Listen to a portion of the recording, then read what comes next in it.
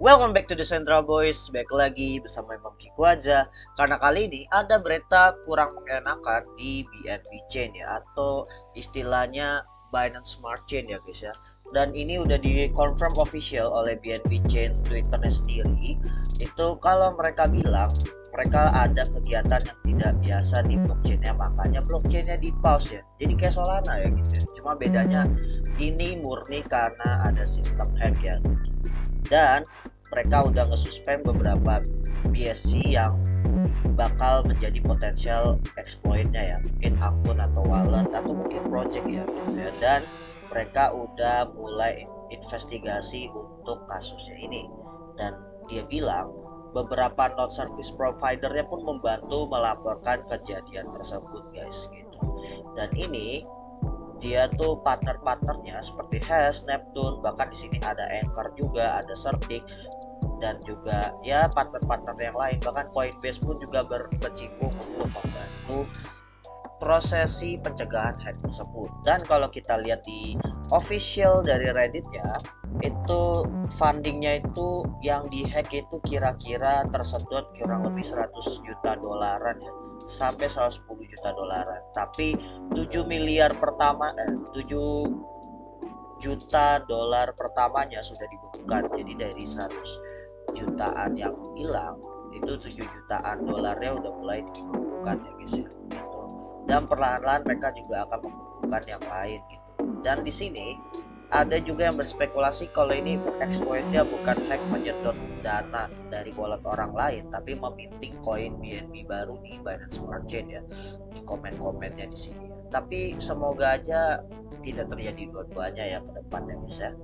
Dan ini udah confirm juga, ternyata ada lebih lagi, itu ada 2 juta BNB setara dengan 600 juta. Ternyata lebih gede dari yang di announce dari aslinya, itu mulai tersedot. Dan si hackernya, penyerangnya ini menyerangnya dengan cara menargetkan liquidity pool atau LP di DEX atau ya pokoknya liquidity pool yang ada di FTM di BNB Chain ya. Dan setelah dicek di the bank, wallet orang ini yang hackernya ini, dia itu sudah mulai mendiversifikasikan perlahan-lahan ke chain-chain lain untuk mengamankan hasil hacknya guys ya gitu. Dan kalau dilihat, Tether pun juga udah nge-blacklist akun ini supaya dia nggak akan bisa ngedepo ya, ngedepo hasil hacknya itu ke dalam Tether ya, di dalam exchange gitu ya teman-teman, atau mungkin di dalam DEX. Dan juga gara-gara kejadian ini akhirnya sampai benar-benar mereka ngelakuin pause ya guys ya.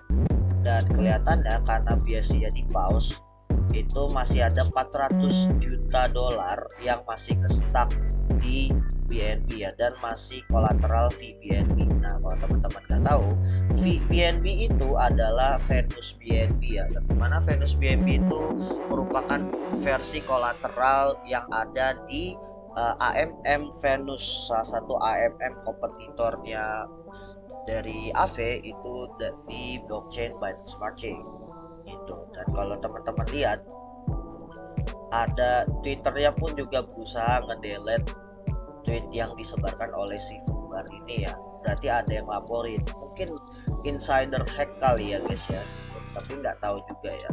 Dan ini wallet dari hackernya, transaksi bridge exploitnya, ternyata mereka menggunakan exploit bridge untuk liquidity poolnya ya, dan ini langsung di burn address ya guys ya.